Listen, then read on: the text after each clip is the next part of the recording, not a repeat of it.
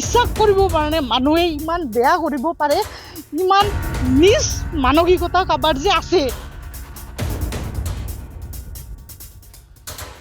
দাদাৰ ফিল্মখন ৰিলিজ দিব 3 দিন আছে, মাত্ৰ 4 দিন আছে, তাতে আজি আমি এই ঘটনা কৰিলোঁ। এসপ্তাহ কি আমি ৰাখিব নোৱাৰিলোঁ নেকি জুবিনদাৰ পোষ্টাৰখিনি?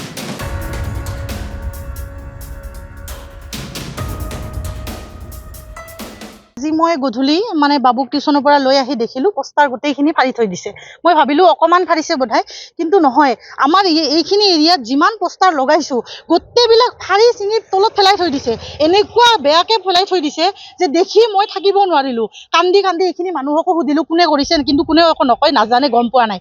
তো এইখিনি আমাৰ এৰিয়াটোত যিমান আছে কমচে কম 50খনৰ ওপৰত পোষ্টাৰ হ'ব, গোটেইবিলাক ফালি চিৰি চেচ কৰি থৈ দিছে। আমাৰ ATM-ৰ ওচৰত লগোৱা হৈছিল, তাতেও ফালিছে। তো কিয় ফালিছে? আমাক লাগে দাদাৰ পোষ্টাৰ কেইখনে কি ক্ষতি কৰিছিল? আমাক সেইটো লাগে।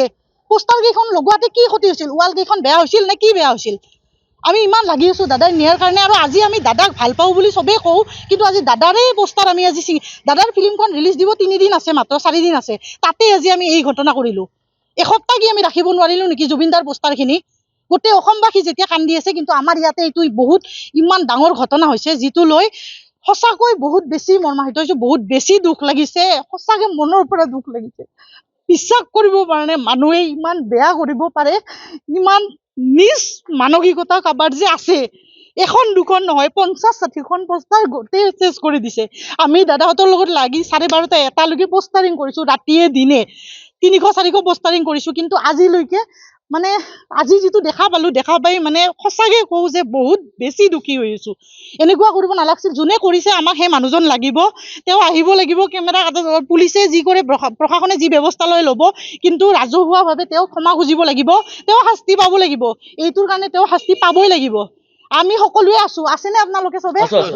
আমি সকলোৱে থানাৰ একদম লাগি থকা ৱালতে লগাই থৈ দিছিলে। তো আমি সিদিনাখন দেখা পালোঁ যে জুবিনদাৰ যিটো টুপি আছিলে তাতো ৰং সানি থৈ দিছে, আৰু চকুতো ৰং সানিছে। তো আমি সেইটো কাৰণে এখন এজাহাৰ এখন দিছিলোঁ।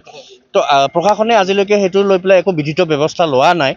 চ' আমি বিচাৰোঁ যে সেইটোৰ ওপৰত বিধিত ব্যৱস্থা এটা লওক, আৰু আজি যিখিনি মানে বেয়া কাম কৰিছে, সেই বেয়া কামখিনি বহুত বেয়া লাগিছে। কাৰণ আমি নিজে কষ্ট কৰিছোঁ, আমি প্ৰমোশ্যন কৰা নাই, আমি প্ৰমোশ্যন কোনো সামাজিক মাধ্যমত কৰা নাই, আমি নিজে কষ্ট কৰি পেলাই সেইখিনি আমি প্ৰমোশ্যন কৰিছিলোঁ। প্ৰমোশ্যন নহয়, একচুৱেলি এইটো ক'ব নালাগে, কাৰণ আমাৰ যিটো আৱেগ জড়িত আছে।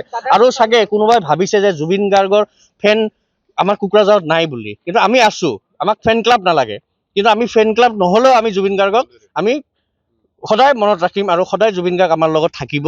সেইটো কাৰণে আমি দাদাৰ কাৰণে আমি কৰিছোঁ আৰু কৰি যাম, আৰু ভৱিষ্যতেও কৰিম।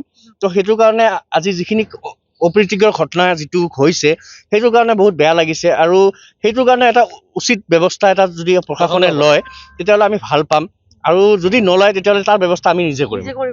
এটা কমপ্লেইন কৰিছিলোঁ থানাত, যে আমাৰ থানাৰ ওচৰত যোনটো আমাৰ ৱালখন আছে তাতে আঁৰি দিয়া আছিল, তাতে জুবিন গাৰ্গৰ এটা ফটো প্ৰতিচ্ছবি আছিল, কিন্তু প্ৰতিচ্ছবিত দেখিলোঁ কিছুমানে ৰং সানি দিছে, ৰং সানি মূৰত টুপি তেনেকৈ ৰং সানি আছে। এতিয়া প্ৰশাসনৰ পৰা কি ব্যৱস্থা লৈছে এতিয়ালৈকে হয়তো FIR লোৱা নাই নে লৈছে গম নাপাওঁ, কিন্তু কোনো ষ্টেপ হোৱা নাই। আজি দেখা পালোঁ আমাৰ ষ্টেট বেংকৰ ওচৰৰ পৰা আমি কিছুমান পোষ্টাৰ লগাইছিলোঁ জুবিন দা ৰৈ বিনালে চিনেমাখনৰ পোষ্টাৰটো লগাইছিলোঁ।